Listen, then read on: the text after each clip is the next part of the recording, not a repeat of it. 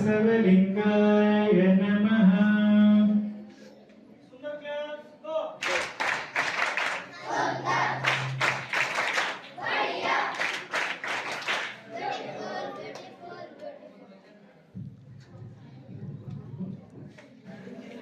ಈಗ ಪರಮತವನ್ನ ಸ್ವೀಕರಿಸಿಕೊಳ್ಬೇಕು. ಪೂಜ್ಯ ಗುರುಬಸವ ಪಟ್ಟದೇವರಿಂದ ಆಶೀರ್ವಚನ ಪಡೆಯೋಣ. ಈಗ ಅಪ್ಪವರೆಲ್ಲ ಹೇಳಿದ್ದಾರೆ. ಈಗ ಹೇಳೋದೇನು, ಅಪ್ಪವರು ಆಶೀರ್ವಾದ ಮಾಡಿದ್ದಾರೆ.